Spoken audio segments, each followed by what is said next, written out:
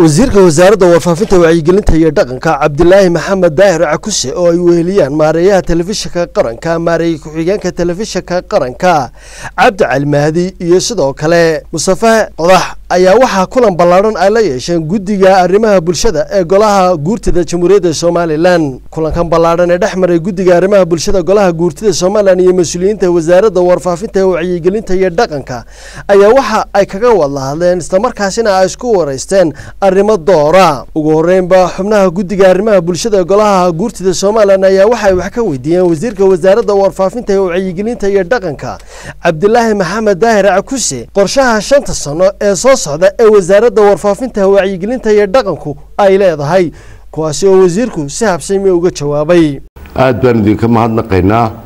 waxaan idinka mahadnaqaynaa sida noogu yeedheen ee u dooraysaan bar waxaan ummadda ugu toosanahay inay wax ka ogaataan su'aasha aadna weydiiseen oo ah war qorshihiina 5 sanadood waa maxay sanadkana maxaa gaar ahaan idin qorshaysan wixii u qorshaysan 5 sanadood soo socda ayaan haynaa buuga sanadkan oo qurana waa haynaa wax qabadkeedii oo filima ahna waanu haynaa wax qabadkii dalka oo dhan anaga mas'uuliyad baaba naga saaran inaanu baahino TV-yada waa ka daawataa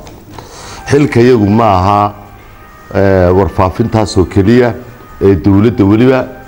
waxaanu xilaan toos ahayn iyagana ku leenahay saxaafadda madaxa bannaan marka ururada saxaafadda madaxa bannaan iyo dhaqanka saxaafadda madaxa bannaan waxa ummaddu halka ay soo eegayso ee ay guud ahaan soronayso halkee loogu hagaagaa marka arrimahooda wax laga wanaajinayo ama wax laga toosinayo xagga iyaga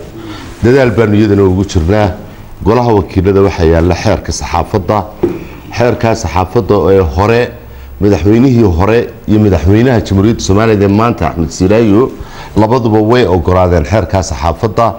waanu dhaqangal laakiin maxkamadihii iyo arrimahaas oo dhan iyo baarlamaankiiba dib isula eegaya wixii xeerka ka laga toosinayo arrimaha kale ee muhiimka ah ee guddiga arrimaha bulshadu ka dhawaajiyeen ayaa waxa iyana ay ahayd mahadnaq ballaaran oo guddidu ay u jeedisay dhammaanba mas'uuliyiinta iyo howlwadeennada wasaaradda warfaafinta wacyigelinta iyo dhaqanka sida door kale iyo kaalinta muhiimka ah ay ka qaatay idaacadda quraanka kariimku barnaamijyada kala duwan ee ka baxa warbaahinta laakiin labada muhiimka waxa weeye idaacaddii inta ay wada gaadho sida TV-ga imka haday geeska Afrika gaadho haday way maqlaan 6 aroornimo xaaji cabdi oo shidantay TV-gaaga de waajibkii distooriga ahaa qaran fulinayo de dal waliba warkiisa iyo warka dibadda uu kala saaro laakiin bahali kale waxa moodaa inay de bahaluna waa xoog oo hadaan la isugu tagin in lagu la qabtaan la doonayaa wixii awoodda ka gabagabadiina xubnaha guddiga arrimaha bulshada ee golaha guurtida Soomaaliland ayaa uga mahadnaqay wasiirka wasaaradda warfaafinta wacyigelinta iyo dhaqanka Cabdilaahi Maxamed Daahir Cakuse iyo sidoo kale maareeyaha telefishinka qaranka Cabdi Cali Mahdi iyo maareey ku-xigeenka telefishinka qaranka Mustafa Maxamuud Qodax iyo dhammaanba mas'uuliyiinta warfaafinta sida fiican ay u soo ajiibeen ballantii guddiga arrimaha bulshada ee golaha guurtida Soomaaliland iyo sidoo kale hawsha ballaaran ee ay qaranka u hayaan